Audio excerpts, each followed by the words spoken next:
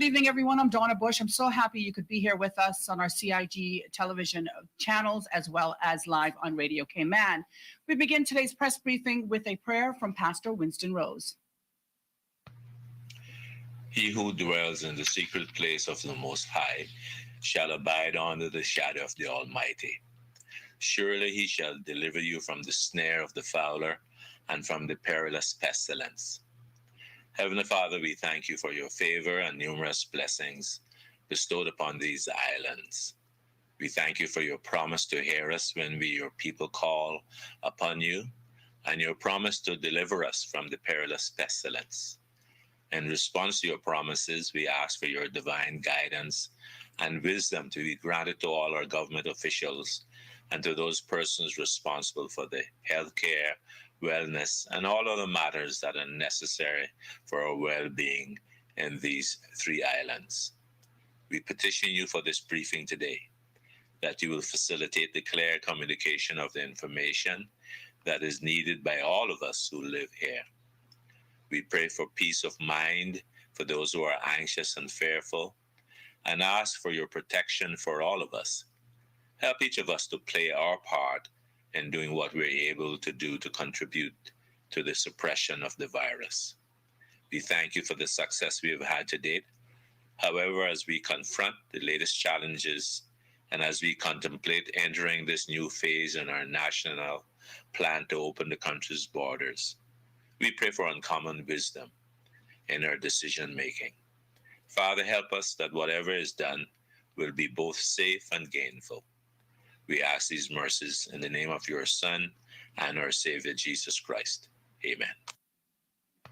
And thank you, Pastor Rose. We now welcome our panelists, His Excellency Governor Martin Roper, Premier the Honorable Wayne Panton, Minister for Education, the Honorable Juliana O'Connor Connolly, and Minister for Health, the Honorable Sabrina Turner.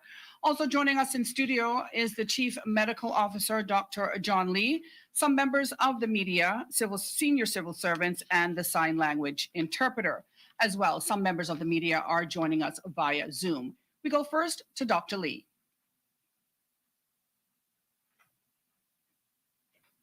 Good evening, everybody. It's nice to be here in person. Unfortunately, it's not under as favorable circumstances as we would all like.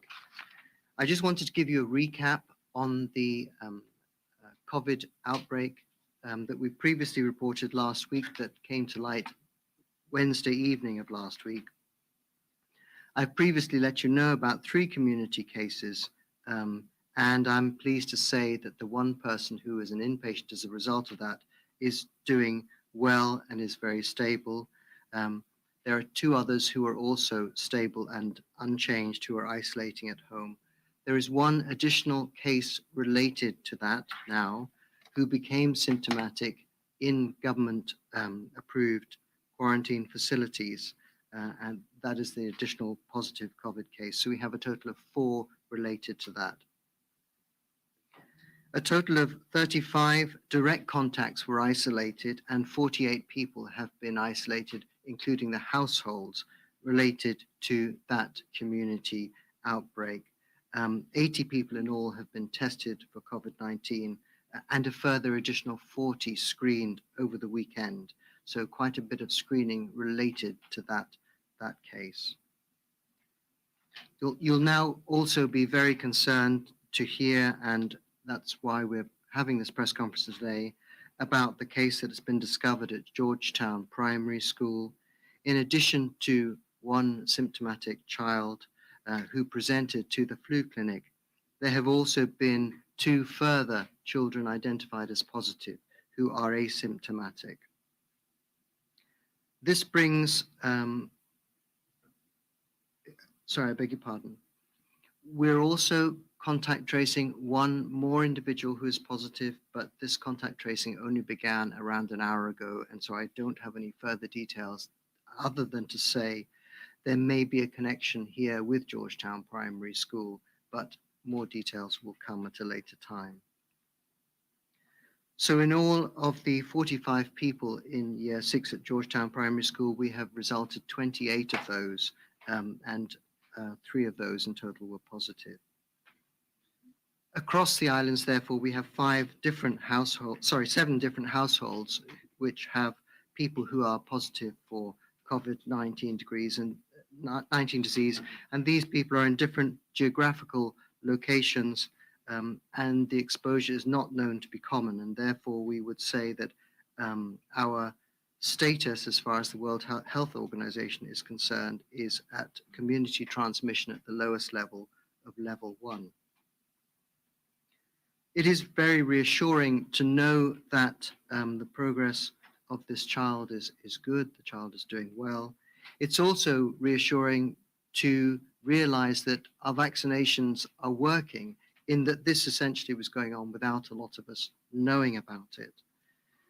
I would like to reiterate that we'll follow the World Health Organization's guidance on contact tracing, and that only primary contacts of somebody who's positive will be asked to isolate it. And public health will give that advice and have given that advice directly to the people who need to do it, and nobody else needs to isolate.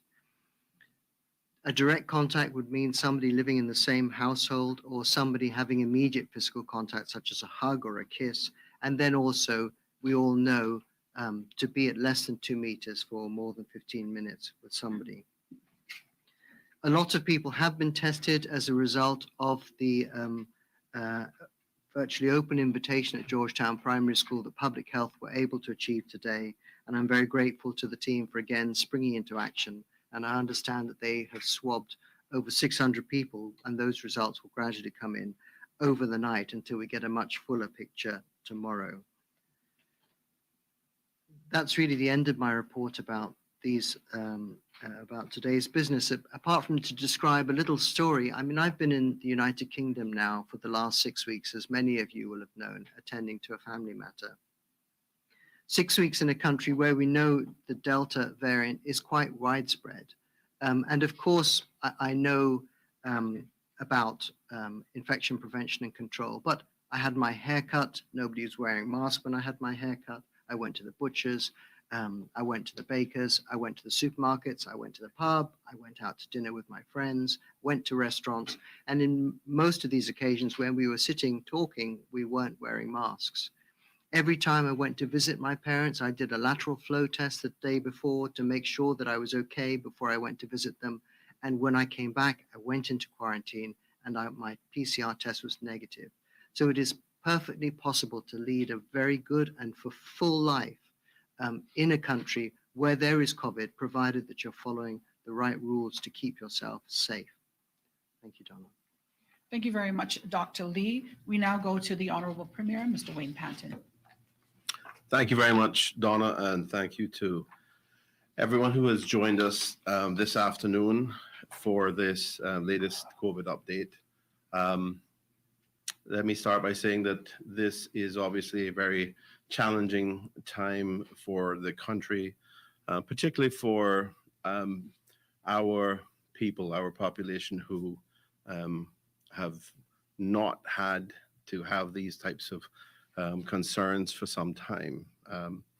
But we knew that this day was going to come at some point where we do have COVID transmission in the community. We simply thought that it was going to be probably a month and a half from now, 2 months from now, rather than now. But here we are. I want to say, firstly, thank you to all of my colleagues, to the people from public health who have done an amazing job.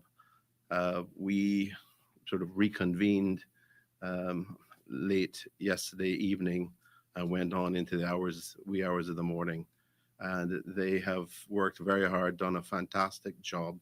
They're reaching out to the parents of the school.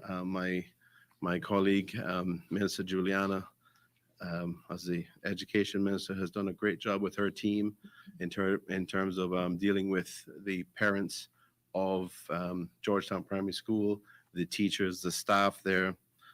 My colleague, Minister Turner, from our health perspective, has done an excellent job, and I want to thank HE, the governor, for joining us again.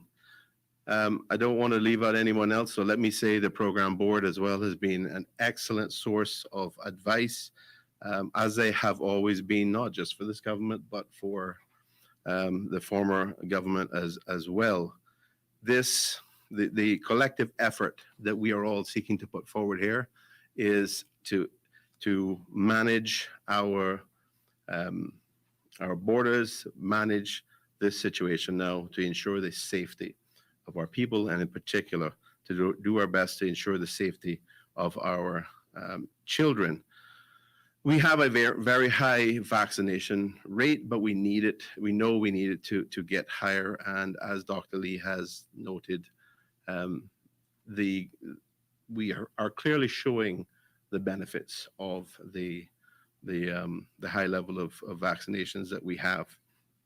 But we need to continue to push that, because as we have said many times, that is the key to us, I feel, and it's entirely supported by the evidence and many of them in the medical community, that is the key to us being able to manage COVID in our community and provide safety for our children.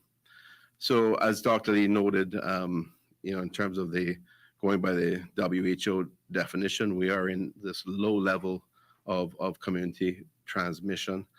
But that for us at this point effectively reflects, given that it is much earlier than anticipated, for us, I think it reflects a game changer. We have not had an opportunity, even though a lot of effort has been expended in terms of trying to engage with the public, educate people around the issues, get us out of this perspective that we have been in for some time, that we have complete safety.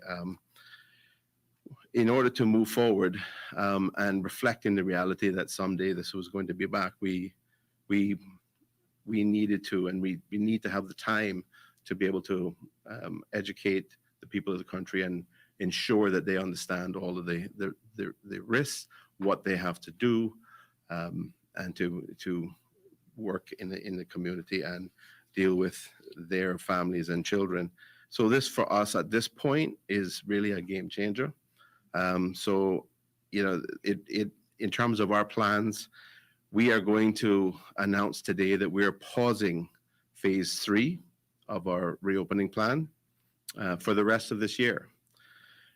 We don't want to be rushing anything. We want to remain cautious and be able to carefully consider the various steps that we need to put in place to address community spread and to ensure that our people feel safe and to ensure that our children are best protected. So we are imminently going to be making changes through regulations. Some of these changes include mandating masks in indoor areas, including churches, schools, supermarkets, bars, and insisting on the use of hand hygiene. Masks will not be required, obviously, for outdoor activities as long as the crowd limits are acknowledged. We will probably be reducing some of those crowd limits. We haven't completed the regulations, as I noted, but that will be imminent. We will probably be somewhere in the region of 100, a limit of 100 people for indoor events and 250 people for outdoor events. In terms of other matters that we're seeking to change, obviously social distancing is an aspect of this. We will also be seeking to make a change specifically to the quarantine requirement. Currently, for vaccinated travelers, the quarantine requirement is 5 days. We're proposing to take that to 7 days. Effectively, then there will be a 7-day quarantine period. The testing will be on day 8.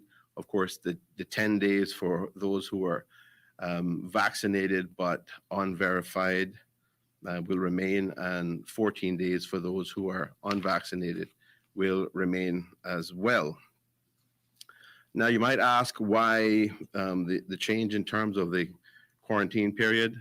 Effectively, when this was first recommended to us as a proposal, there was a pre-flight PCR test requirement that would effectively have been done 2 days, maybe as much as 3 days ahead of the flight. Circumstances have changed. Technology has changed. Equipment has changed. Particularly at airports, for example, you can now get a PCR test in an hour before a flight. So that has effectively reduced the actual quarantine period from what we thought was some ways in around 7 or 8 days to really just 5 days. So instead of trying to change the pre-flight testing, we leave that as it is, and we just extend the quarantine period in Cayman by an extra 2 days. So that is the proposal there, which will be reflected in new regulations going forward. The geotagging will be re-implemented as well. We have had a number of reports over the past several weeks of quarantine breaches. In fact, we've seen some of those quarantine breaches being prosecuted this week. Based on the reports from the police, the indications are that they typically did not involve the traveler leaving the quarantine location, but rather others from the outside coming in to the quarantine location. So that may not, putting on the geotags, re-implementing the geotags may not have that much of an effect in relation to that scenario. But the fact is, we want to basically ensure that we do everything we can to minimize further risk. So even though there's not a lot of evidence to support putting it back in, we're going to put it back on to ensure that we take a belt and braces approach in respect of that. We, as you know, no unvaccinated tourists are allowed in the Cayman Islands. We will want to effectively limit those who can come in who are not vaccinated. If you're a Caymanian, of course, if you're a permanent resident, if you are a dependent on a work permit, then you can be unvaccinated. But other than that, we will slightly change the approach that has been taken in the past so that people who are unvaccinated are further restricted in terms of coming in to our country. We absolutely need to do this in order to continue to protect our older, vulnerable folks, as well as specifically our unvaccinated children.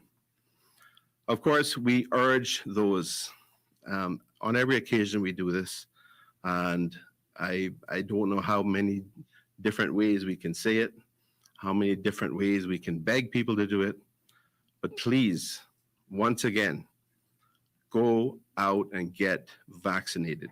This vaccine is safe, it's approved, and it works.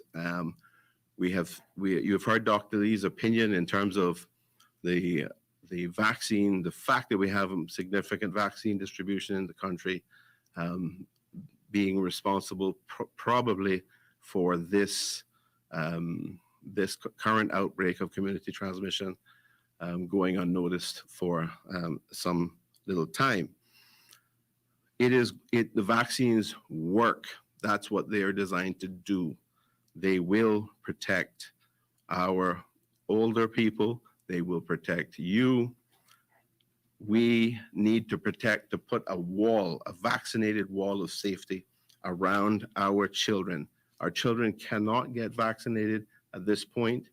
We are very much hoping that in the coming months, we will be able to have authorization and have the support of the United Kingdom in implementing a vaccine program for children. At the moment, we all know that that isn't possible. We need to have that solid wall of vaccinated people around our precious children to protect them.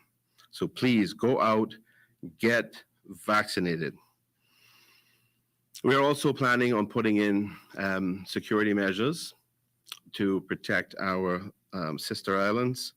I think there is absolutely a clear recognition that we have a lot of people in that community who are more vulnerable than the normal distribution demographically, and they obviously have less significant facilities there to be able to manage any difficulties. So we're proposing to put in place controls around that to further minimize the opportunity for any kind of community spread there. I want also the people of the country to know that while we have been taking an extremely diligent approach, and we've always reflected very carefully on the various components, the various factors that are relevant, that are of concern to our people, our parents, our mothers, fathers, even our children. I want you to know that we understand those the realities around that, and we are cognizant of those at all times. People probably know enough about me to know that I know, unfortunately, more than others, and thankfully that is a limited group in terms of company. But I know what it is to lose a child, and I want people to understand how much care and concern and how much diligence we reflect in everything we do in trying to ensure that our people are safe and our children are as safe as possible. This is not about economics. I don't want to see any comments about, this reopening plans or about greed or anything like that. It's not about that at all. It's about a recognition that we don't know how long this is going to go on, and the government has a responsibility to the country to plan for a future which might include, for some time, having to live with a virus, live with a disease that we need to manage. And we're not going to learn how to manage it by keeping the borders closed. And it definitely isn't about politics either. I have no interest in interjecting politics in any of this. This is about our people. This is about our country. This is about the success of our country. This is about our families. This is about our children. This is about success for all of us. We will get through this together, ladies and gentlemen. We will get through this together. I want you to understand that and have the confidence that we will get through this together. I also want to say, lastly, that it does not help us at all to have the speculation going on social media, the comments, the unnecessary spreading of rumors, the creation of the rumors, the spreading of the rumors. These, at times like this, cause far greater pain and unnecessary distress for businesses, for individuals, for parents, for children. This is all unnecessary. So please, ladies and gentlemen, refrain from creating this sort of stuff, refrain from distributing this sort of stuff because it adds nothing. It is, trust me, at the end of the day, it's not of any entertainment value at all. It only causes pain and distress to our families and our people. It is unnecessary, so please don't do it. I think at that point, I will say thank you very much, and I will let the rest of my colleagues speak. But I want to say God bless our Cayman Islands. And as I said before, together we will get through this. And thank you very much. Thank you very much, Honorable Premier. Before we go to His Excellency, I would like to make an appeal to the Cayman public to encourage each and every one of you to go and get your vaccine if you're able to. I was hesitant for quite some time, and I decided to go for it last week, Thursday, and was accompanied by our Honorable Premier. If you're able to get the vaccine, I appeal to you to please go and be a part of the solution and not a part of the problem. Thank you, Donna. Your Excellency. Thank you very much as well, Donna. Thank you very much. And let me first of all just thank the Premier. He thanked everybody else, but Premier, I want to thank you for everything you're doing at this incredibly difficult time. And I know you and I work very closely together, and I know just what an incredibly caring, considerate human being you are, and you are putting in huge effort, as all of your colleagues are, to handling this pandemic. I do recognise it's a time of stress and anxiety for everyone in our community. We've had an incredibly safe bubble for 18 months, and it doesn't quite feel like that just now. But we should remain calm, and I do believe we can take great comfort from the fact that our vaccination rates give us a lot of protection, one of the highest rates anywhere in the world. And we still only have a small number of cases of community spread. Itself a sign that, as the Premier said, the vaccines are doing their job, though we should be ready for this to go up as testing and tracing continues. But we're a long way from having to go into any kind of lockdown. As the Premier also said earlier today, that isn't necessary. But we do need to learn to live with COVID. As we have repeatedly said in these press conferences, it is not going away, and especially because Delta is just so infectious. That is really a game changer in this global pandemic and why this is happening to us at the moment. I know it is even more upsetting for everyone in the community to hear that children have tested positive for COVID. It must be an especially worrying time for their families. The global COVID experts working for Public Health England spoke at length yesterday to Cabinet and the Premier's caucus about many issues relating to the pandemic.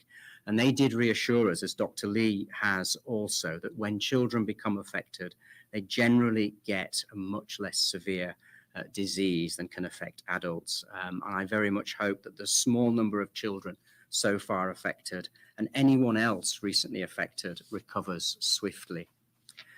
This week's events have therefore proven that COVID is here in Cayman. Dr. Lee confirmed 7 different households affected by community spread. And so far, we're not able to say categorically if it has got into the community through a quarantine breach or in some other way. I am well aware, because of my responsibilities under the Constitution, that we do have some people involved in illegal activity arriving on our shores after undeclared boat trips to and from Jamaica. We do not know if that is a source of this breach, but it is one possibility. But notwithstanding all of that, quarantine should not be treated lightly. Whilst we still have these protective measures in place, everyone must adhere to the rules. Please do not leave your place of quarantine. Do not have visitors while in quarantine, and make sure you receive deliveries in a COVID-safe, contactless way. Read the instructions you are given before your quarantine starts and follow them very carefully. Every one of us needs to assume responsibility for the welfare of our community. Otherwise, you are likely to be prosecuted. The recent cases of community transmission have encouraged more people to take the vaccine to protect themselves, and that is very welcome. As I said earlier, our vaccine rates are very high, now at over 75% of the population. 81% of the eligible population are fully vaccinated. But like the Premier, I urge more to come forward, particularly our younger people, those between 12 and 18 and under 30s. We need more in those groups to come forward to get the vaccine. If every eligible age group was at 80% coverage, this would give us the very best chance of stopping COVID in its tracks. This is called the firebreak effect. And even for new variants, a high percentage of vaccine uptake will give us a very strong firebreak effect. So please do continue to come forward. I know some people have been asking, and I've had calls in my office about this, why we cannot offer the Sinopharm vaccine in Cayman. We asked the Public Health England experts that direct question yesterday, and they told us that the manufacturers have not asked for UK approval for that vaccine, so it has no license in the UK. Therefore, the UK would have no plans to send that vaccine to us. On boosters, we heard that the UK today approved a booster program for over 50s and that Pfizer is the vaccine of choice for that program because it is well tolerated and it has a very good effect. We have ordered booster shots today for all relevant age groups in Cayman, and we're waiting to hear when they arrive. But I do expect we will be able to start our booster program very soon, which is very good news. Now, I know that government has not taken this decision today to postpone, taken the decision lightly to postpone the removal of quarantine for vaccinated travellers on the 14th of October. Public Health England advice yesterday was that we are in a strong place if we decide to go further in our reopening. But they did say that we do need to consider three things very carefully before doing so. One, our health system must be very well equipped to respond to any cases of community transmission. And while the recent cases this last week were an incredibly useful test run of our systems, they did show that they could benefit from additional resourcing. Two, higher vaccination rates among the under 30s would really help ensure these effective fire breaks I mentioned. And three, infection rates in feeder countries need to be considered in any policy response. So there are, as the Premier said, a number of areas now requiring further work, including lengthening the 5-day quarantine to 7 days, the electronic tagging. We have to reduce the number of positive cases that are coming into our islands through further restrictive travel measures. And I do want to add my voice to what the Premier said about misinformation. I've seen a credible amount of that this afternoon, and it really is unhelpful. So please do get your information from official sources, and please do not spread misinformation on social media because it causes so much alarm, upset, and anguish to many people. So I just want to say that I fully support the decisions that the Premier has announced today. The situation is under control, and our health teams from Dr. Lee, HSA downwards are doing an incredible job under enormous pressure. I've been greatly impressed since arriving in these islands by the resilience that everyone here has shown, and I am confident that we will meet these latest challenges with confidence and resolve. Thank you, Donna. Your Excellency, we now go to the Minister for Health, the Honorable Sabrina Turner. Good evening, everyone, and thank you, Donna. Today marks a day that I'm quite sure, sitting here in this seat amongst my colleagues and working into the wee hours of the morning, came with a lot to consider. As a mother, as a wife, as an aunt, I can only imagine the anxiousness and nervous many households right now are facing. And I can assure you that as confident as we are, as poised and as controlled as you see us, this is not an act, because what we are embarking on and what we're experiencing right now is reality. But what we are humbly asking each and every one of you to do this evening is to take this serious and to let you know that without your cooperation, without your assistance, without you following the protocols and showing that you can be a catalyst of change, that you can help us fight this fight, that there is no playbook. No one has the playbook to refer to in order for us to contain, to manage. And here we are again this evening, wholeheartedly appealing to each and every one of you who is eligible to get vaccinated to go and get vaccinated. On this note, I know that the ladies and gentlemen of the public health staff especially has been under significant pressure, but within our very nature, within our very DNA, in choosing that occupation of choice, we got it. We are ready. And because of that, to give you some information, January of 2020, there were 69 staff in the public health department. In January of 2021, that was increased to 72. In September of this year, it is now 83. And we're seeking to deploy and give an additional 30 persons in order to assist in that department so that we will have sufficient resources on hand in order to help us fight this fight. While much has been made in areas to which people may not have been cooperating with us and thinking of the public good, such as in observing the quarantine regulations alike, there has been a huge positive public response in going to get vaccinated. Just today, currently at Cayman Bay, where there's an active vaccination clinic going on, there's a total of 195 persons that availed themselves to the vaccine, 159 of which was first dose, and second doses was 36 second doses. I want to appeal to each person to continue to go ahead and take this vaccine once you're eligible to do so. I have to thank and congratulate and indeed celebrate for all of those who are responding and assisting us in our fight. But we also have to continue in the adjustment of our behavior in order to get ahead of this. We have seen huge, from Saturday being out on the road, myself, I am so pleased for persons in our community for being proactive. And definitely I've seen an increase in number in persons from Saturday wearing a mask. I've seen corporate Cayman step up to the plate and have hand sanitizing station.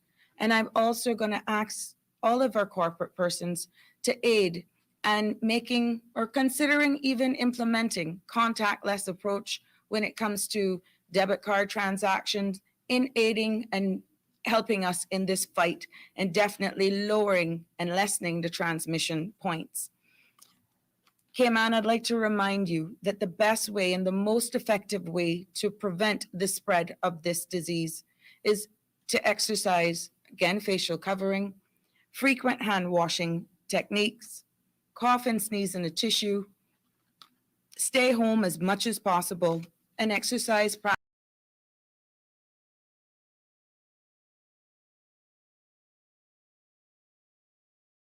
and can mandate that all persons entering their place of business must have a form of facial covering. I want to also encourage all persons that for anyone who is experiencing any symptoms whatsoever of flu-like symptoms, that we're asking you to stay at home. Or alternatively, you can contact the 24-hour flu hotline or your general practitioner, and you can call 1-800-534-8600, 947-3077, 925.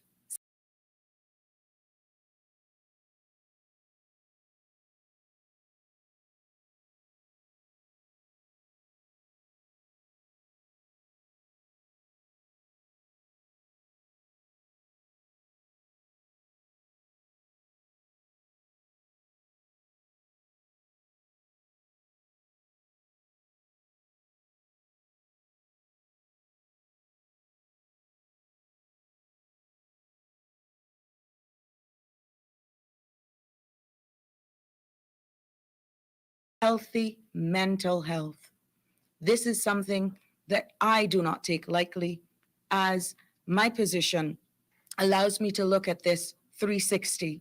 And to help you manage, I'll quickly just give you 6 to 7 quick tips. try to maintain perspective. Find a healthy balance in relation to media coverage. Ensure you have access to good quality information. Have conversations with your children and young people about COVID-19. Families and caregivers of children and young people should discuss news of the virus with those in their care and in an open, frank, honest way.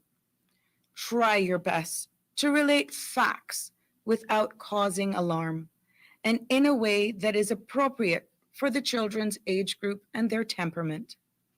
It is vitally important to listen to any questions that your children may have. Let them know that they are safe and that it's normal for them to feel concern. We all share that. There's no age factor that goes with that. If you find that the media or the news is getting too much for them, then encourage them to limit their exposure. Try to maintain practical and a calm approach. Try not to make assumptions, and don't be afraid to seek support. It can also help to stay in touch with friends and family, eat a balanced diet, and stay physically active.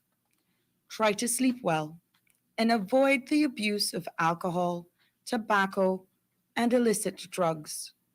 Acknowledge feelings of distress and seek further professional support if required. If you are currently being treated for a mental health condition, it is critical that you stay on your treatment where possible. Stay in contact with your healthcare professional, counselor, and support groups. Overall, please remember that part of staying safe includes taking care, again, of our mental health. If you feel worried or overwhelmed, there's many of resources available, and the mental health hotline is 1-800-534-6463. And it's open Monday to Friday from 9 a.m. to 5 p.m. Finally, I must repeat that our best protective and preventative measure is to being vaccinated against COVID-19. Having this protection for yourself and for your eligible loved ones will surely give you the greatest peace of mind possible in these unsettling times. We're so incredibly fortunate here in the Cayman Islands to have COVID-19 vaccine so easily available. And if you're not vaccinated, again, please get vaccinated as soon as you can. Please remember that we are all working together for the health and safety of our people and our home. This is no time to play politics. This is no time to spread malicious rumors. This is no time to give anything that is not factual. Stay safe, Cayman. God bless. Thank you very much, Minister for Health, the Honorable Sabrina Turner. We now go to Minister for Education, the Honorable Juliana O'Connor-Connolly. Thank you, Donna. Good afternoon to all the panelists. Dr. Lee has kindly conveyed the facts as they obtained to the Georgetown Primary School. Once we got the information last night,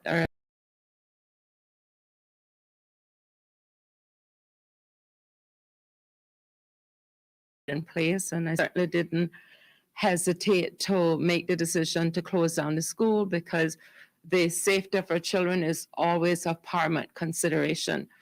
You have gotten the reports from Dr. Lee as to where they have reached with the level of testing. Also want to go on record to thank Public Health for the sterling job that they did not only today, but I have every confidence that they will continue to do, as you've indicated by the Honorable Premier and my other colleagues here, that COVID is in the world to stay.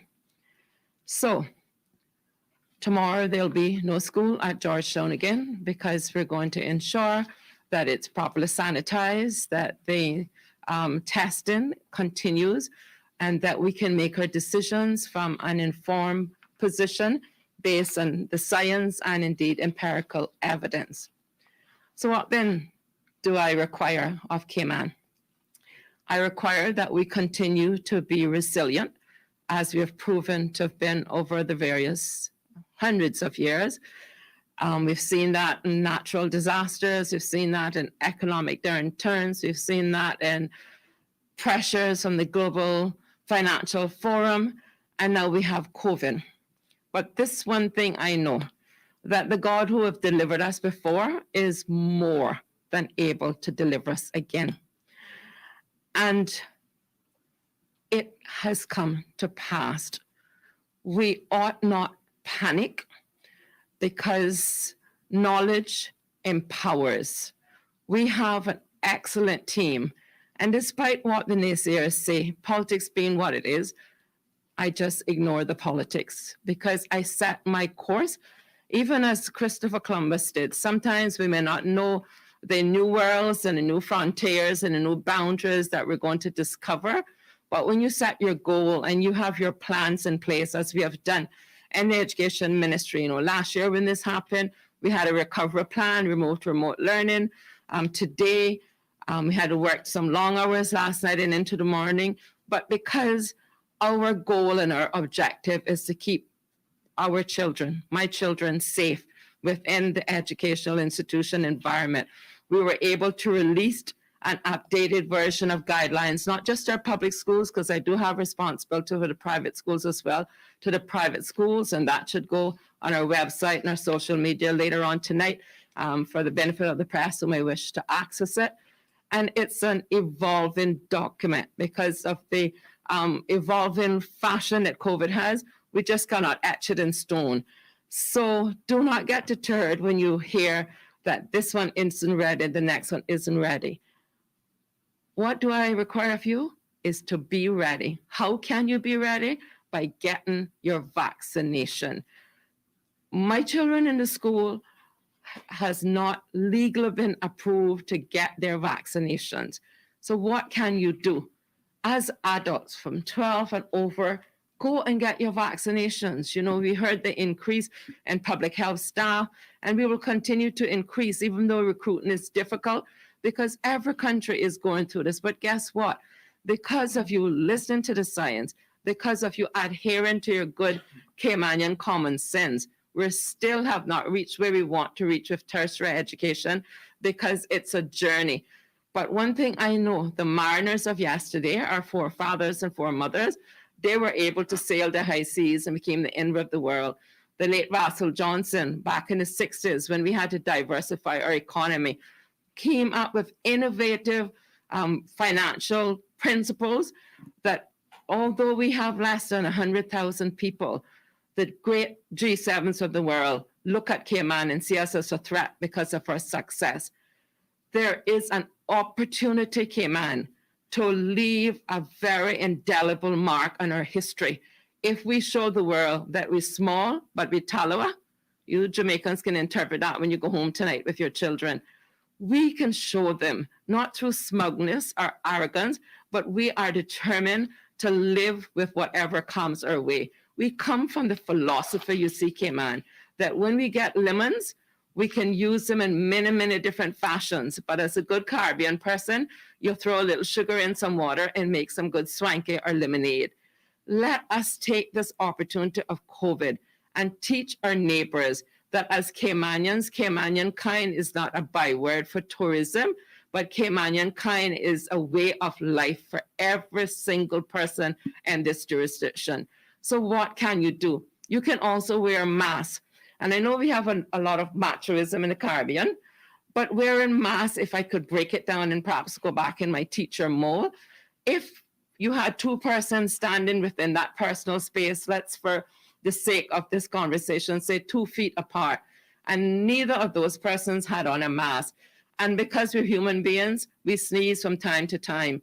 And hopefully you didn't have a flu, but that's becoming more possible with the flu season that we're now so embarking thereon. If neither person had a mask and you sneeze, on the balance of probabilities, you would be the recipient of some of that body fluid. If you took care of yourself and you had a mask and the other person did not have a mask and they sneeze, chances are, on the balance of probabilities, some of it would land on the outer covering of your mask. If the other person did what we're asking you to do, take personal responsibility and wear a mask, where both persons, if you go down this imagery with me, had on a mask, the most that would happen is that the person who sneezed kept it within their mask. Get the picture? Go mask up, Cayman. That is what I'm requiring of you to do. Yes, there are children who are under 5, and it's difficulty. We have a fairly high percentage of SEN students within our populace. Go through with them, show them how to mask up, how to take it off, so that they won't be afraid. And I just want to say, what do I require of you? I require of you to test positive for faith, to keep your distance from doubt, which is inclusive but not limited to the garbage we see on social media and the innuendos and the implications that are there. What do I require of you? To isolate yourself from fear. How do you do that? By being soundly grounded in the Lord Jesus Christ. And I come back to that again, because if we don't have a root and a foundation, our optimism results in diminishing returns. But for those of us who've tested and tried, and our testimonies that he woke us up this morning and he blessed us with another day in one of the most wonderful places in this entire world, we owe it, Cayman, to our children and our students to get masked up, to adhere to social distances, to make sure that we've practiced proper hygiene. We have done and we are continue to do everything within our possibilities as a government. Unless you make a mistake, these persons here, those persons there in the government are all human beings. They get tired, they have feelings, they have families, they have responsibilities. And while they're trying to do what you elect them to do, to protect all of the people in these islands, regardless from whence you came, regardless how you look, regardless of what color you are, regardless of what social and economic demographics you come from. Again, I repeat, out of many, we are one people. Mask up, Cayman, for the good of Cayman. What do I require of you? Be Caymanian, be human, exercise Caymankind, because my children deserve to be protected, and I expect no less of you. I thank you for the opportunity to so express my feelings today. Thank you very much, Minister O'Connor Connolly. I would like to apologize for the technical difficulties that we're experiencing at this moment. We're going to go to a short break so that we can reloop everything and be back with you in just a bit.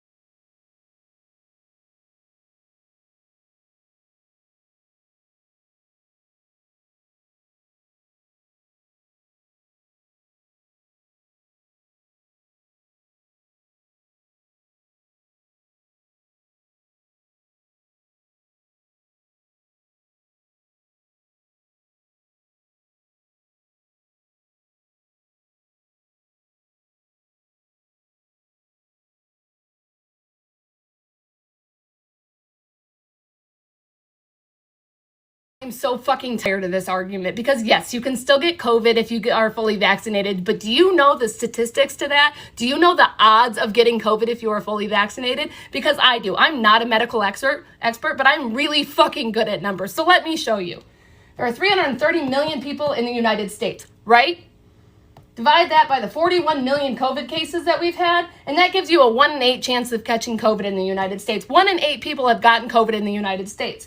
Of those 41 million people, you've had 670,000 or so deaths, right? That's a 1 in 61. 1 in 61 people in the United States have died from COVID. 1 in 61 people who have gotten COVID in the United States have died, okay?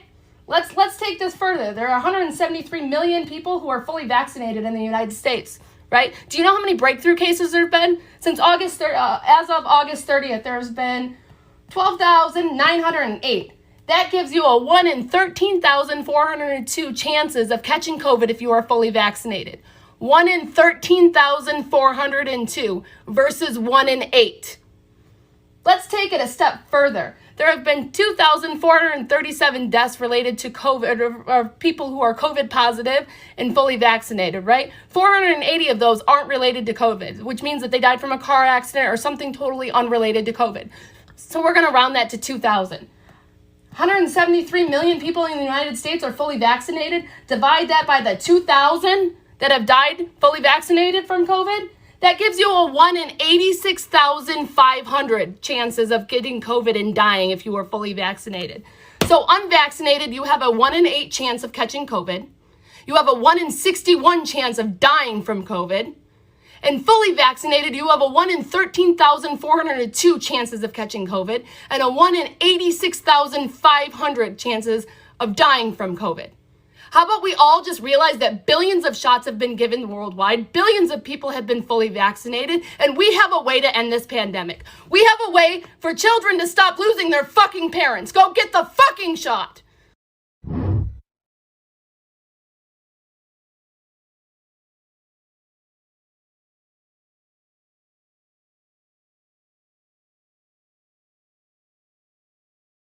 To go through it. I don't argue with anti-vaxxers, so let me just put that out there. I don't debate that. I have no time for beat up my good chest and my good lungs for no anti-vaxxer. Let me just say that. Let me just put that out there right now. You understand? Because as me tell you, enough people got Oberman for tie the people them son, bring down the people them business, and when the Oberman give the something for drink, and the vial for drink and the portion for drink, you never ask him which what in I ate. You never ask him if he graduated from the Ober College or the Ober High School or the Ober Basic School. When you go for tie the people them son and mash up the people them daughter and tie the people them business, mash up people them business and turn down the people them picking in a school, when him a bat you never ask him when at the bat yet. Ever. We eat at different restaurant every day. I wanna inspect round there. We don't know if them are cooking a toilet bowl, pot, plate, pan, or nothing. You go, you buy the food. Someone with the lifestyle where I live, our kid will faster than the vaccine. If I that to not pray. Because the man where you're there with a beat in your neck, you want blood clot to take you before the vaccine shovel you. The worthless man where they will stress you and give you mental problem, physical problem, psychological problem, that more deleterious to your health than the vaccine. Yeah, you know, me ever thought the real things. Because, hey, as me tell you, my tongue was resting. It live back now. So none of the things they want to worry about and the vaccine, you have more urgent things to worry about. The worthlessness was spread out in your life like shit. Worry about that'll kill you faster than the vaccine that'll slow you down. And that me I talk about. The man where you're there with will have 3 baby mother with you, where cheat and have unprotected sex out the road every minute. Him more for killer than the vaccine. He's a walking dead. You know when the time him exposed to AIDS, syphilis, gonorrhea, and that me I talk about. The casual sex so you have up and down with this man, that man, because everybody want to be sugar baby, and everybody want money and bleach and tattoo from neck to ankle, and the man they want to have and the client they want to have. Yes, and the nana and the cha-cha and the nibble skibble that are killing faster than the vaccine. When you meet the man for the first time and him drive one Ranger, I want X5, I want vehicle, and you cock up to round and back and you go round this, so round a fall cube, and then with the man in a one night, and you don't even know the man real name, that can kill you faster than the vaccine.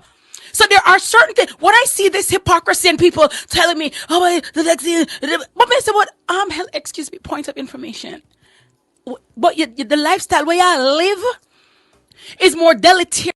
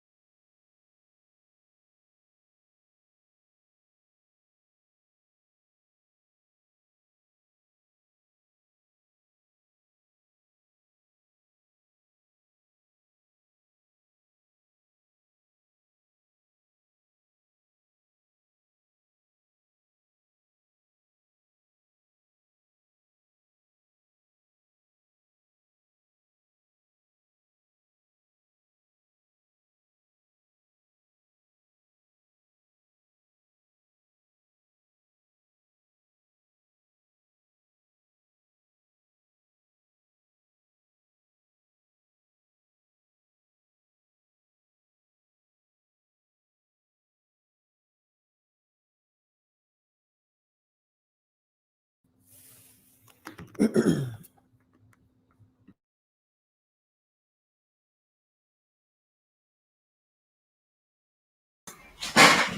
right, folks. We are going to, I guess, have a little chat until and if they get the stream back up. There are some technical difficulties. Good evening, Kevin. How are you? I'm doing well. Good evening, Sandra. Good evening, Cayman Islands. Good to see you. Let me just get my lights and stuff sorted out. Say hi to everybody while I'm doing that. All right, folks. We are going to, I guess, have a little chat until and if they get the stream back up. There are some technical difficulties. Good evening, Kevin. How are you? Yep, I'm doing well. Good evening, Sandra. Good evening.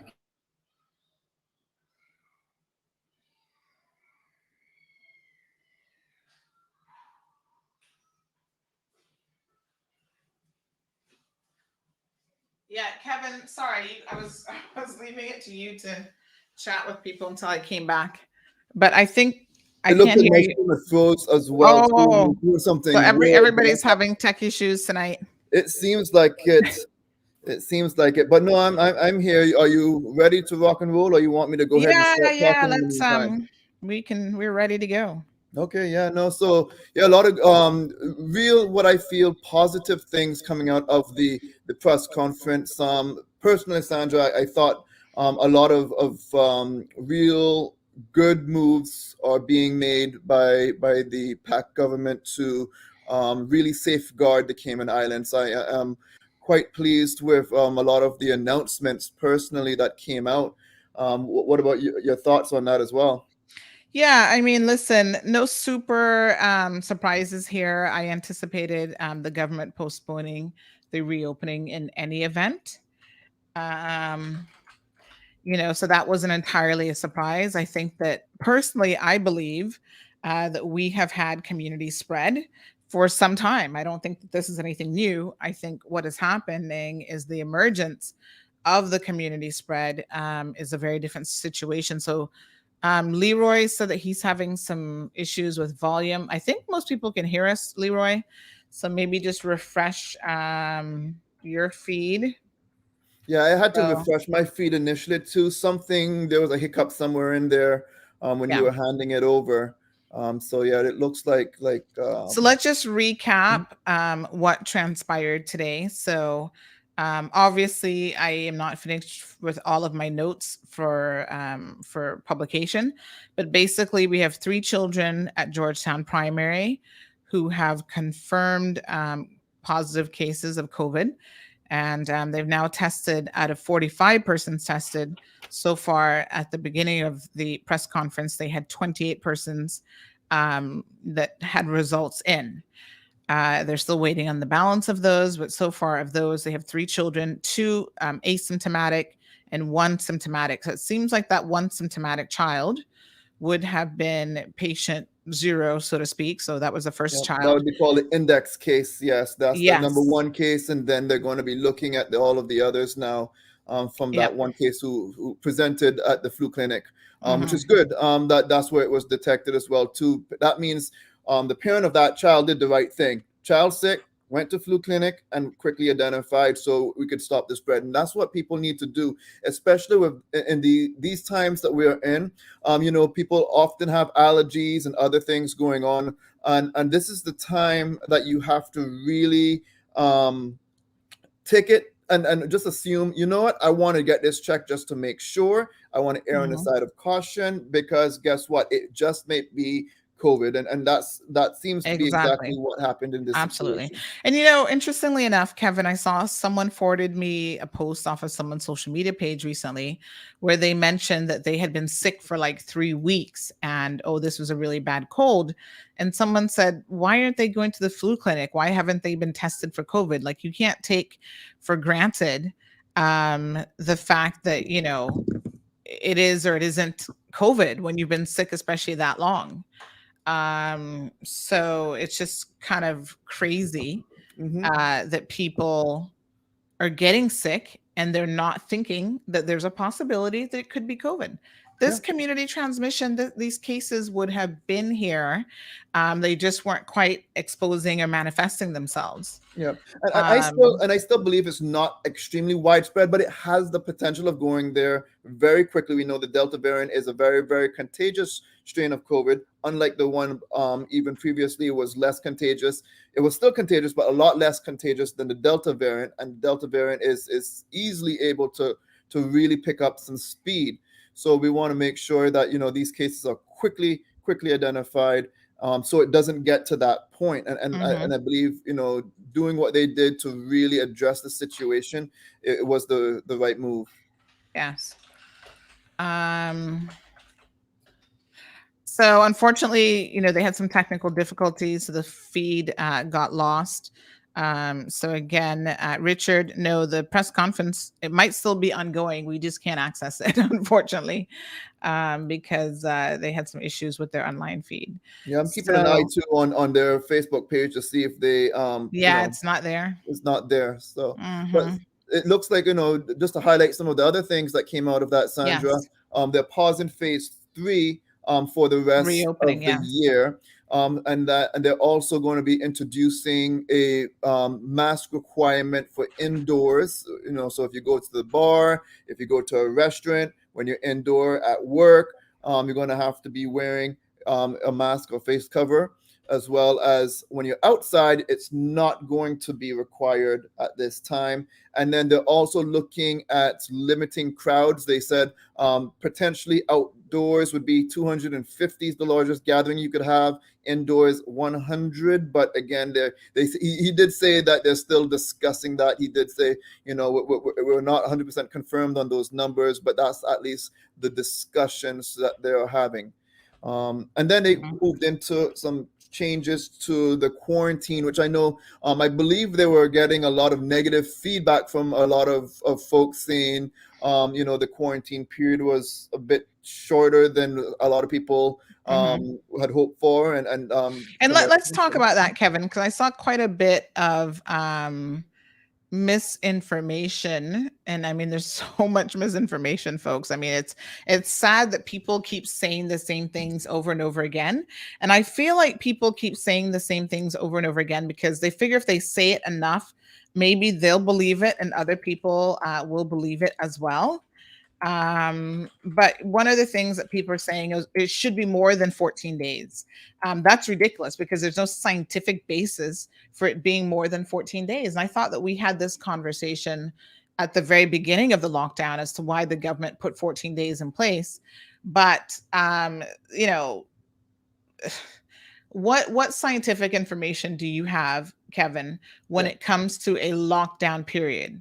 14 days is the platinum standard. Right. But That's the platinum standard, the recommendations from the CDC. Now, if a person is infected or exposed to COVID and they end up getting COVID-19, they're not going to really be infectious beyond 14 days. 14 days is really what that period is. And so it's safe to say that that's a really good standard. Now, this is where some people may get a little confused, and this is likely how some of the disinformation started to make its way through social media. But there are some individuals, especially in the early days when the tests and stuff started to come out, that people would test positive for COVID-19 2-3 months after, because some of the virus is in them. But just because the virus is inside you does not mean that you are infectious and able to infect others with it.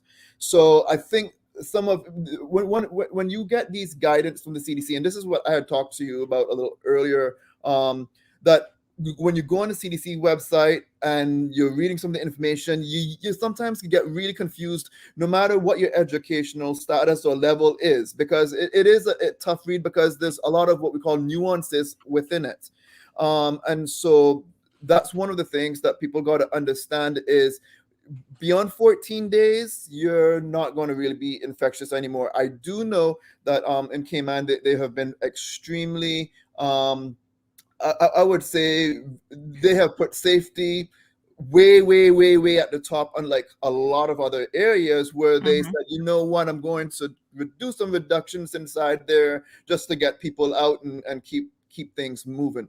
Cayman really is doing a very good job at making sure that they're not budging for safety. The time that they did a little bit of that, really, they were starting to get a lot of criticized, and then that was with the 5-day quarantine type of thing, where that, you know, up to debate on how that was handled. I really do believe Premier Panton did a good job at explaining why they came about making that decision. It was something that they made sense, that made a lot of sense, and they were balancing some of the numbers based on when those test results was going to likely come back from when they actually took that PCR test prior to traveling.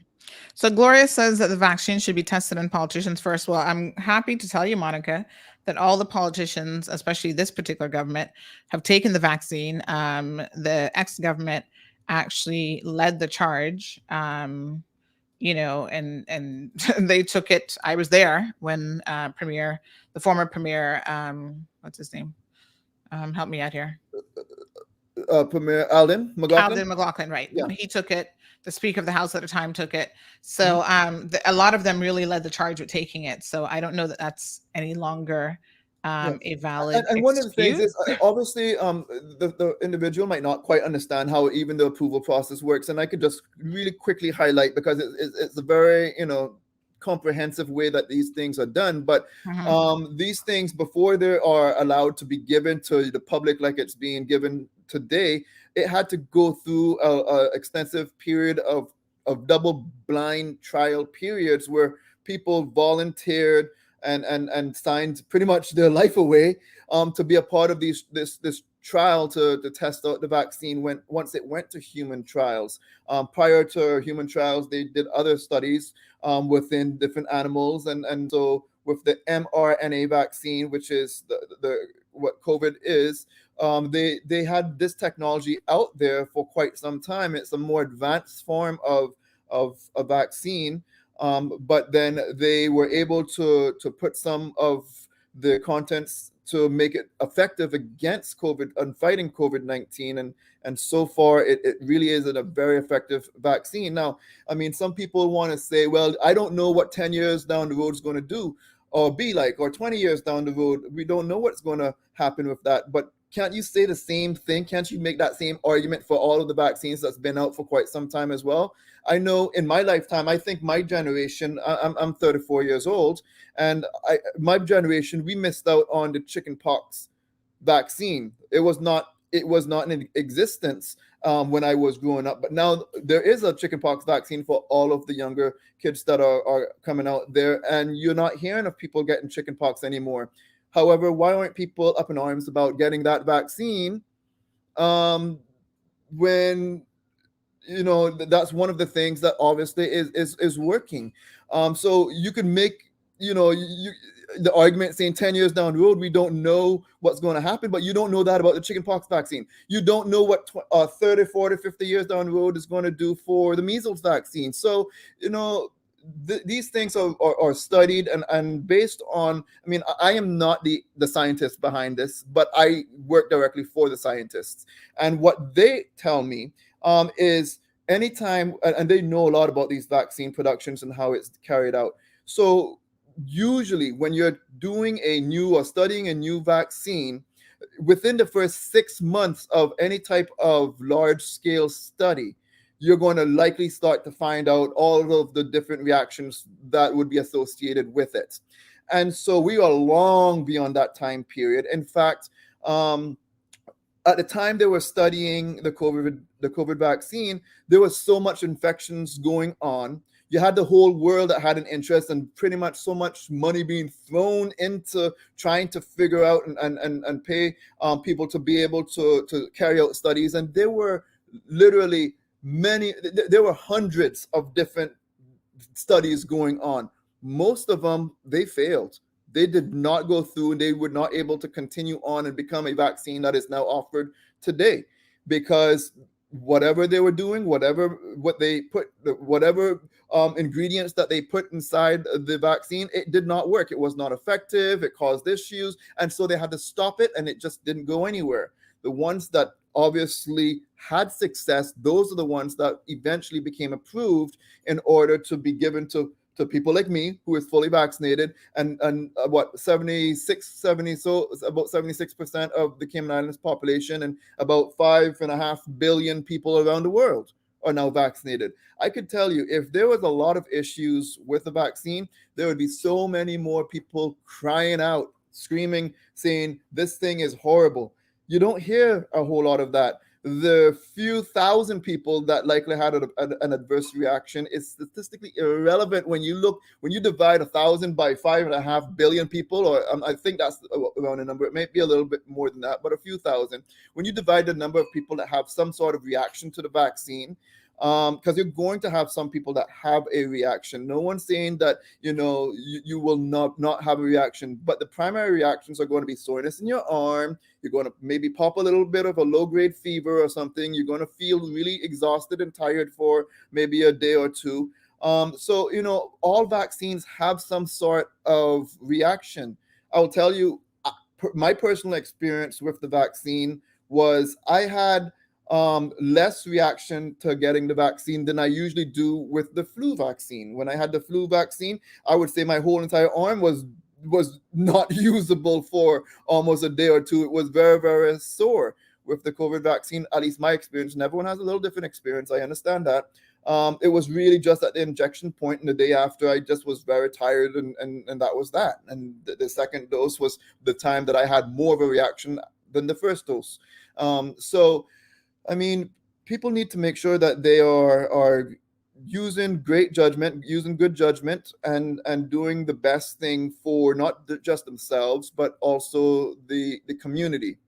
But just to go into some of the other things that was mentioned about the changes in quarantine, it looks like, okay, so if you are fully vaccinated and you're coming in from outside the Cayman Islands, what was 5 days, you're now required to quarantine for 7 days, and then you'll take that PCR test on day 8.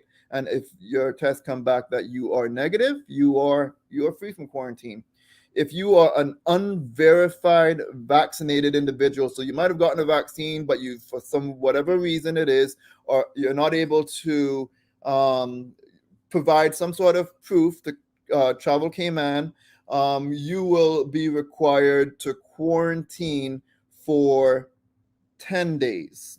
And then if you are unvaccinated, it's going to be 14 days for your quarantine. And then the Premier also did mention that they're going to be re-implementing the geo-tagging.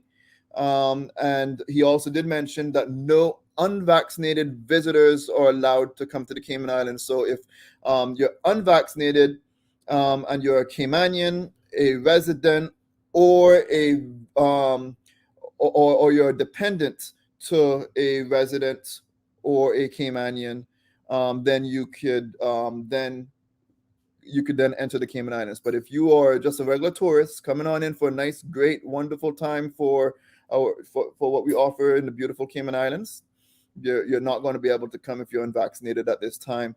And then Premier Panton also just talked about, which is a very real thing. One of the things I know I've mentioned on this show before is the Sister Islands is a very vulnerable population. They have a limited advanced healthcare access because pretty much Grand Cayman is where a lot of the more critical type of patients will end up having to go to. And so they're very vulnerable there. They also have a very aged population. They have a lot of older folks that live out there, and so even as a fully vaccinated person, they have an increased risk still because they have other issues going on, and no one wants to get this thing whether they're fully vaccinated or not. So the Sister Islands needs to be protected, and so the PACT government, that's part of what they took into account while they were making some very tough decisions on making sure that they are going to put the safety of the folks living in Cayman at the top, is the highest priority. And so next thing that was highlighted was the rumors. So many rumors out there that are just just running rampant. It's just completely insane how much misinformation, disinformation, people hearing this and spreading a lot of gossip. And I was going to that's say, just- Kevin, that this yeah. is one of the interesting things about today for me was trying to keep the rumors in check. So we were getting a lot of them. And obviously, as I'm receiving them, I'm trying to verify them. You know, I know what sources in the past that I can rely on. Rely on, And say, right. okay, this source is like 99% accurate. But the rumors were just floating around. There was one rumor that 6 children at Savannah Primary had it. That turned out to be completely false. And it's not helpful how quickly rumors can spread, to be quite honest. And it's you know, causes more damage in the sense that we can't filter through even the accurate information because we're having to cross-check and triple-check all this fake information. So when we do get something that is accurate, that kind of gets put in the back burner. So if people want accurate information, sometimes you've got to hold back on the spreading of rumors. I understand that every single person is very, very anxious to know what's going on and to try to understand how widespread this community transmission is. But I think what people need to know and need to really comprehend is these positive cases in real term means that we have had community transmission for quite some time in this community. So this isn't anything new. That means that you've actually been living with community spread and community transmission. So don't panic right now. I mean, that's not the way to respond. Yeah. We just have to try to address it and get it under control so that it does not continue to spread, especially among children. I mean, children going back to schools have been extremely sick in the last couple of months since they've returned from summer vacation. And it may not have been COVID though, because RSV has been one of those things that's I know circulating here a whole lot. I have a lot of friends that have children that have had their child hospitalized or had to go to the hospital because of RSV. So we don't know if that was COVID. I'm going to say that there was a good chance they would have, if they ended up in the hospital, they would have been tested. So yes, community transmission, in my opinion, has been spreading in Cayman for some time, but it was not at any significant level. Because we know again how contagious the Delta variant is, and if it was really at a huge amount, you would have likely detected a lot more cases by now. So, you know, I would say yes, you've been living with it, but not living with it like the rest of the world is living with it. So. Yeah, for sure. Now we do have a parent who has shared a slide here with us, an email that they received, and they're sorry, I've got a cranky 5-year-old in my hands here, but they're asking for some explanation of what this means exactly.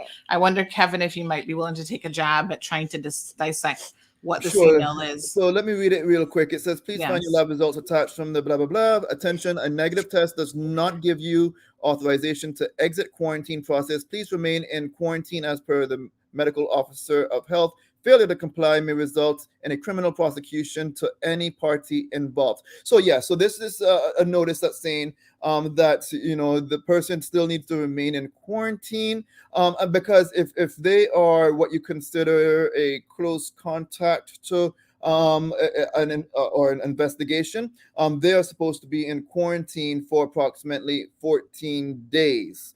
And so if they're in quarantine for 14 days, that's saying that you need to remain there unless you are cleared by public health. So that's very similar to, it's not exactly worded that way when people are getting their results here in Florida.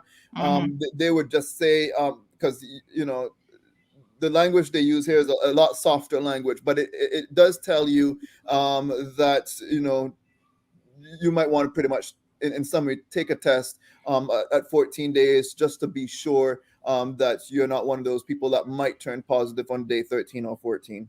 Right.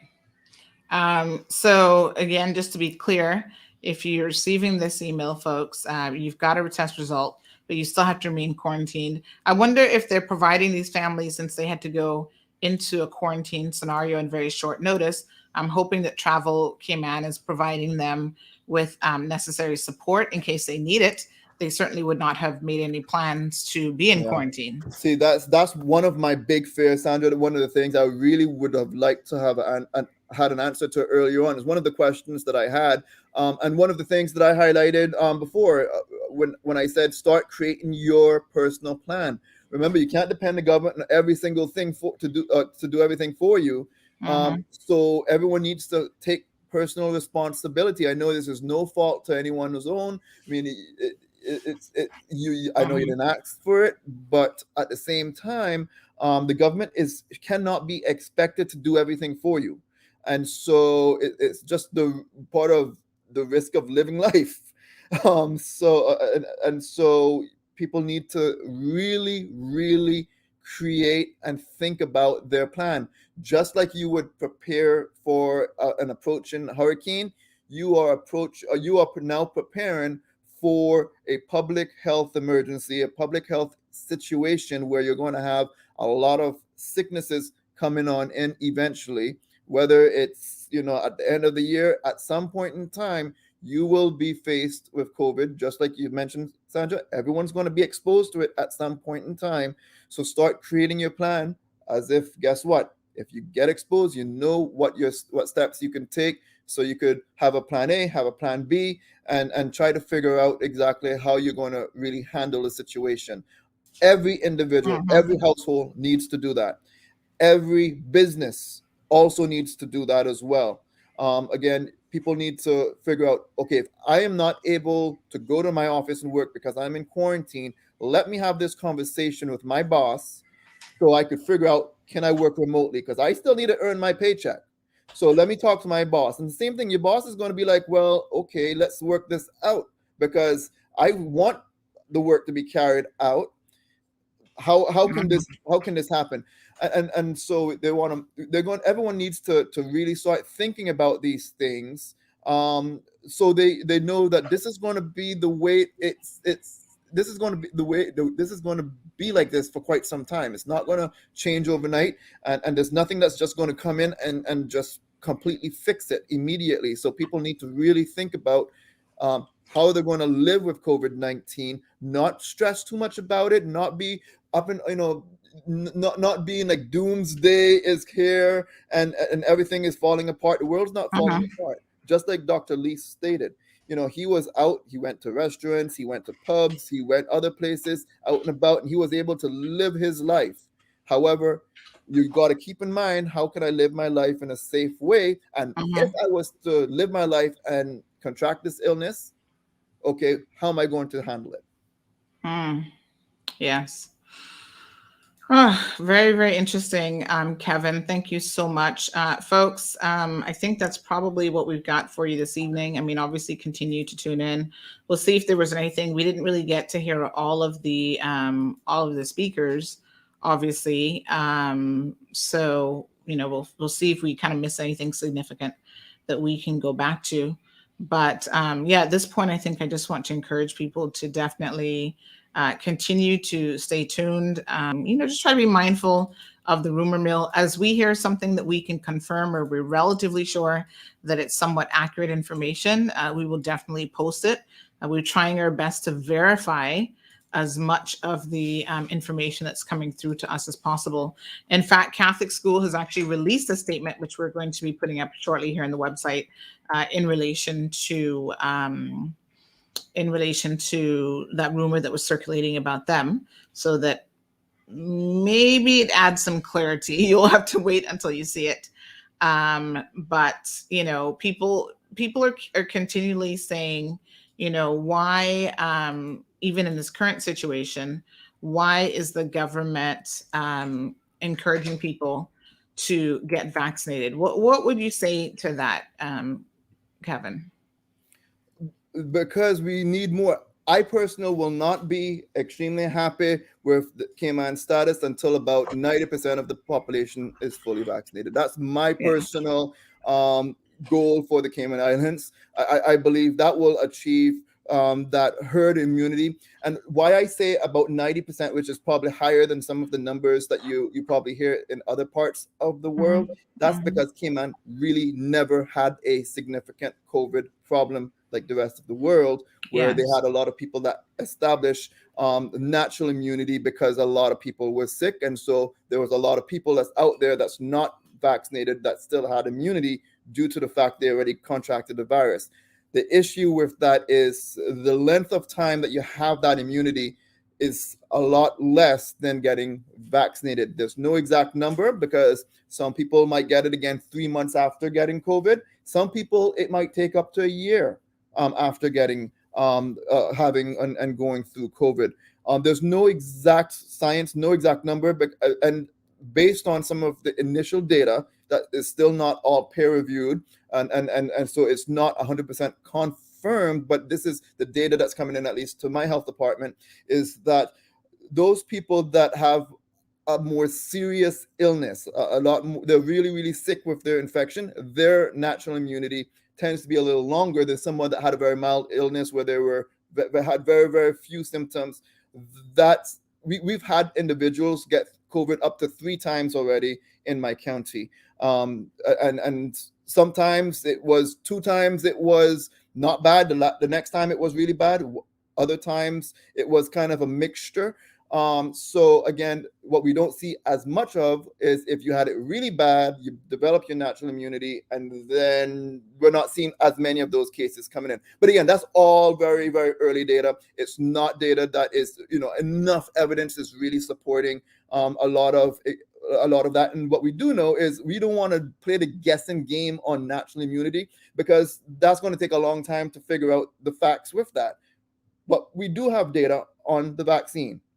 So we do know that that's the number one thing anyone can do in order to protect themselves and protect others. And so we're going to go, public health experts are going to go with what we know, not what we are potentially seeing.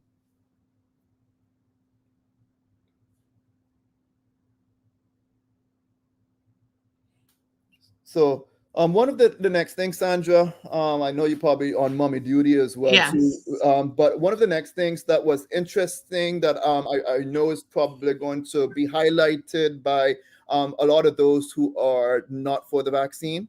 They're likely going to poke some holes and probably, and I'm going to tell you, they're going to bring in some arguments about the booster vaccine. Yes. Because based on what was announced at today's press conference, it looks like the UK is approving the use of booster vaccine for those who are 50 years old and older. I think that's what he said.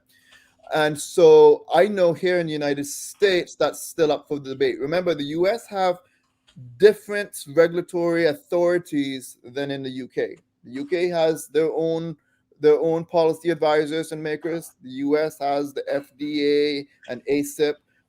So those 2 organizations really are the ones that really set the protocols for vaccination in America.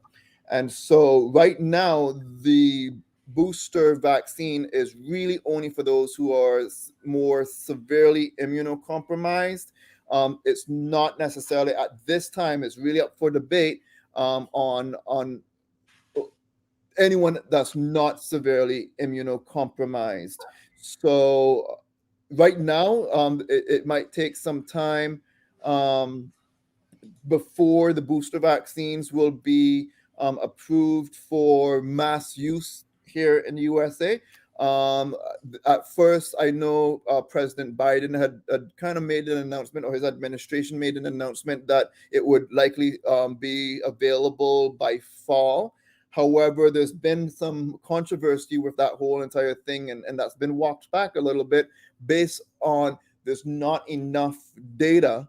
And again, they're using data to back this up. Yes, you might be seeing some positive trends, but there's not enough data to completely support that it is time for a booster vaccine. We know Israel is trying out some other things, and they've already launched a booster program, but there's some literature on that is showing that there's not enough data to really say that that's the way forward at this present time. So again, there's going to be a lot of different people in the medical community that's going to debate this issue for quite some time until it's all worked out, which is, in my opinion, it's good and it's bad, because it proves to me, and it should prove to other people, that there are people that are going to be vocal and make sure that if they want to make sure that this is a data-driven thing, they're checking it. There's checks and balances going on. At the same time, unfortunately, I know people who are not for the COVID vaccine are going to likely use it as fuel to say, see, you're not being data driven, and they're going to use it as an argument, and I don't like that. So it's a Sorry, double-edged sword. sorry, Kev. What I'm going to do is I've managed to pull up Zoom. Although the feed is dead, I'm going to see if I can share the Zoom feed with audio. I'm not sure how well this is going to work, but at least this would allow people to listen in. We'll give it a try.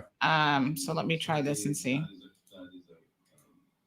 A conversation that will certainly happen if not tonight, by tomorrow. But clearly, I mean, what the industry have indicated to us, and I think is imminently fair, is that if we were going to not proceed, and this was outside the context of the current scenario that we've been dealing with over the past week, was that they wanted to know as soon as possible whether we were going to proceed. And I think, given where we're at, it coincidentally, it probably is a convenient time for them to have this communication, and so that I think they know how to plan now, and they have a degree of certainty. It's not the best news that perhaps that they would have liked to have heard, but at the end of the day, they've got clarity, and the views of our government is that we are going to put the interests of people first, and try to ensure that we have things under control and we can move forward in the safest fashion, with the best degree of success in terms of reopening. Okay. I appreciate that. Thank you very much. I think that's all I have for you. I just have one for the health minister, if Ms. Turner's there. This is really, it sort of follows on more from the question, the public health advice that was given, the advice that was given by Public Health England, which is about having all of the necessary resources. Can we just get some understanding on where we feel that we're short when it comes to healthcare resources?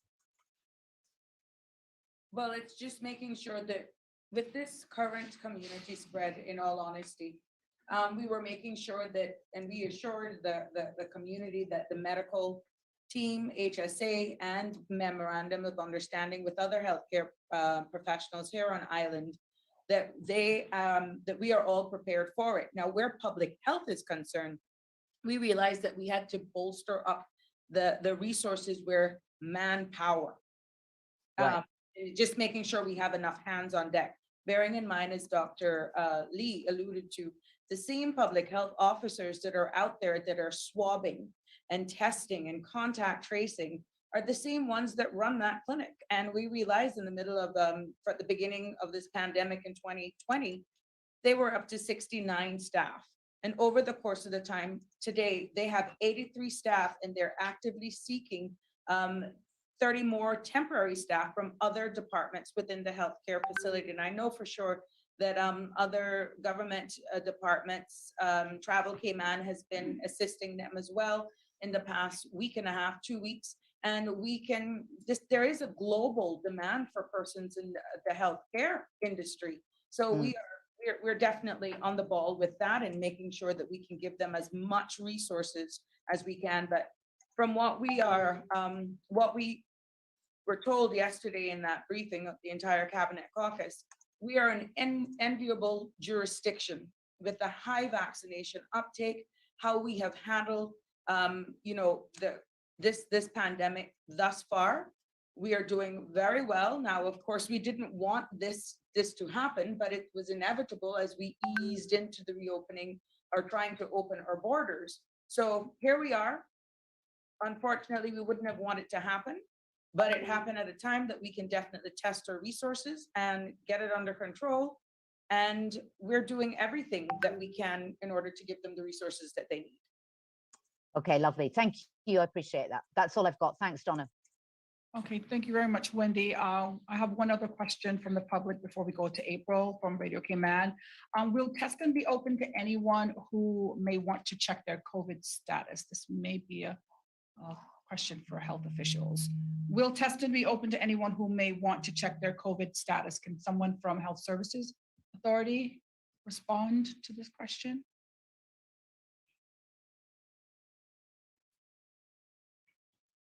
We have Dr. Simmons coming to answer the question. Good evening, everyone. At this time, we're primarily focusing on the children of Georgetown Primary School. However, for those who would like to check their COVID status, we do encourage you to book with the COVID screening clinic at the HSA.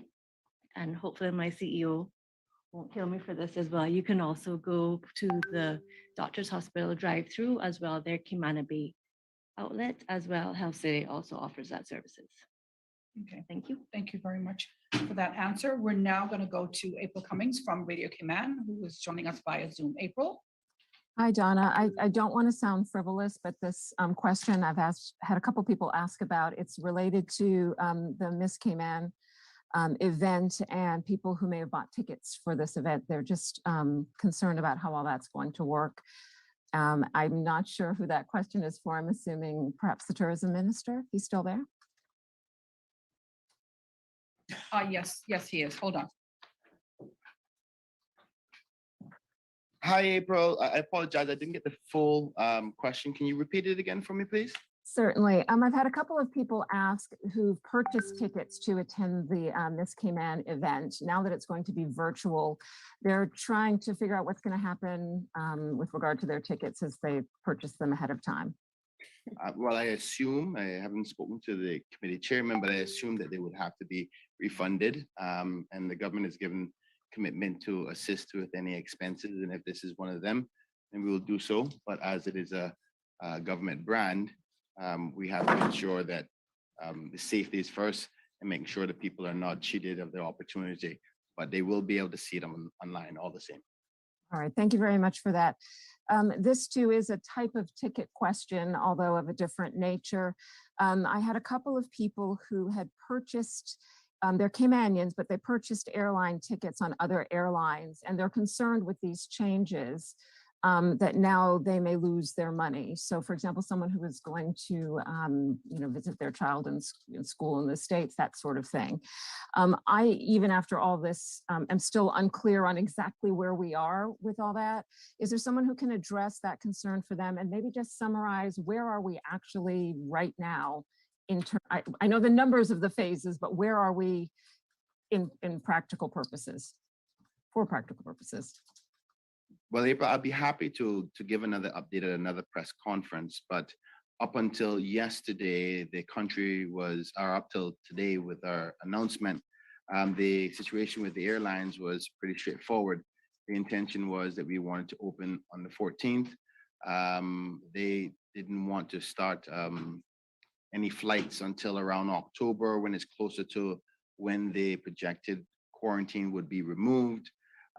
As a result, the decision today would change the airline's business decisions, I'm assuming. So there has to be conversation. So tomorrow I'll be reaching out to the CEO of Airports Authority, who is the rep that discusses registration to come into the Cayman Islands, and see what the appetite is of the representatives for the airlines, what their intentions are. I mean, by all means, we still want people to come as long as they're vaccinated and willing to go into quarantine for the 7 days as we highlighted. So by all means, it's not that we want people to stop coming. Whether there's going to be enough supply and demand under those quarantine restrictions is up for question. And I think they will have to express whether they will want to continue under what they've said that they were going to do before. So I won't know that information until in the next couple of days, but I'm happy to give you an update if you ask me at the next press conference. Absolutely. Thank you very much for that. I have a question. This one is from a listener who happened to be at a health clinic, women's health clinic this morning, and was concerned that there were people who had been told to isolate related to the Georgetown primary incident, but instead were in this specific area of the hospital. And so the question was really, are there plans to address this potential exposure in this specific instance?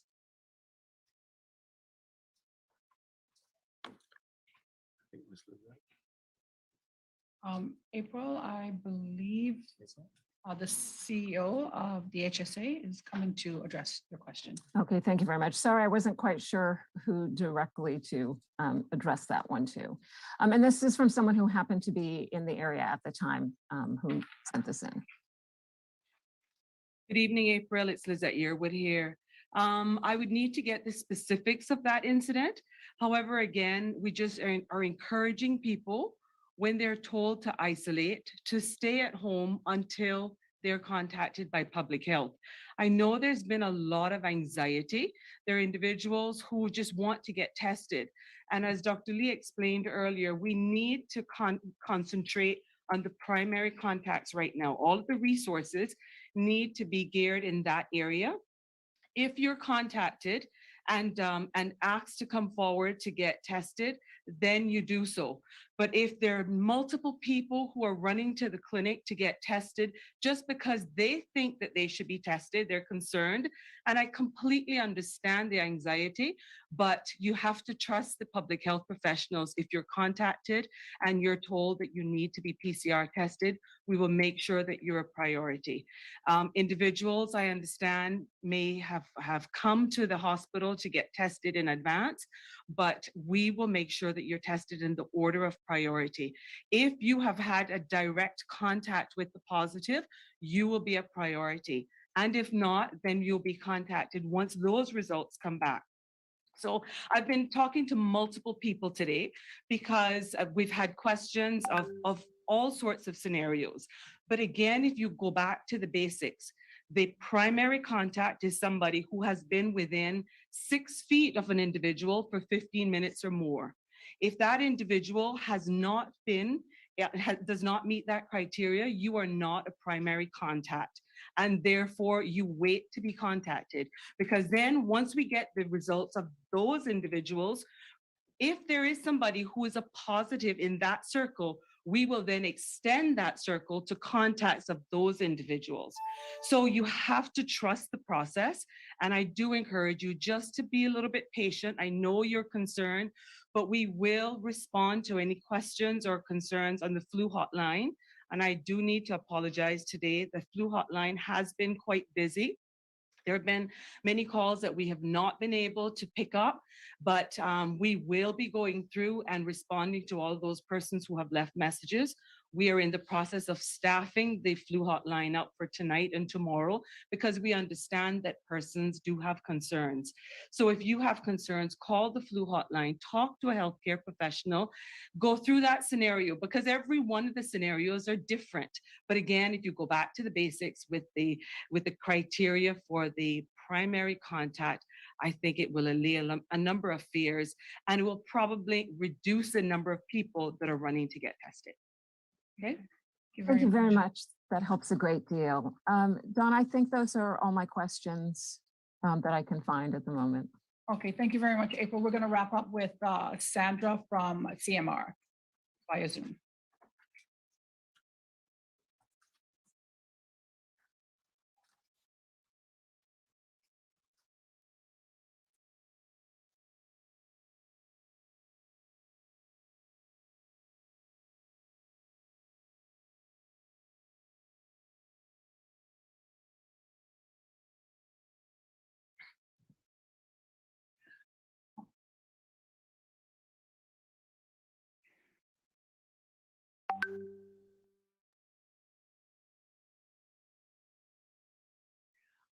Sandra, I asked the question of the Premier earlier, and yes, and his answer was he didn't have a number. So, yeah. Okay, thank you very much, Sandra. One final question. Do we have any idea when the new regs will be released or will start? Well, we will be working on those in the next day or two. So we're going to try to get them done as quickly as possible, possibly by the end of this week. Okay, I do have a final question that just came in. Maybe this is for Minister of Education about the policy on extracurricular sporting activities in schools. How will those, if at all, be carried out over this period? I've been reliably informed by my chief officer that they have been postponed until further notice till we get a grip on exactly what obtains. Okay, thank you very much. Minister O'Connor Connolly, any final words from the panel? Just a Minister of Health? No, you go ahead. Go ahead. Just a gentle reminder of the vaccination clinics that are still ongoing tomorrow morning from 9 until 1 over in Cayman Brack at the Aston Ruddy Center in the medical wing, and over in the District of East End at the Health Center from 5 until 8 p.m. It is our way of just, you know, availing, people need to avail themselves in this opportunity in getting vaccinated. Okay, Thank you. do we know when the next press briefing will be? People want to know. Well, up until today, we had planned to have one tomorrow. Tomorrow, correct. But it depends on what transpires. But we may have one tomorrow. We'll see. If we do not plan to have one, we will certainly advise, and there will be press releases going out confirming whatever details and updating whatever details are available to us at that time. Okay, any final words? Yeah, from the panel? I just want to thank my parliamentary secretary, Ms. Catherine Wilkes, and certainly Chief Officer Cacho and the rest of the team that worked into the wee hours of this morning and continue to show their commitment to the education for students here in Cayman. Thank you very much. Thank you to the public and of course the media for joining us today, and of course to our esteemed panelists for providing us with this very informative session here in the press briefing. Remember, you can watch the entire press briefing on demand on the CIG television YouTube channel. Also, you have gov.ky and hsa.ky, the places where you can go to find out vaccination schedules as well as information on COVID-19. Until next time, everyone, enjoy your evening.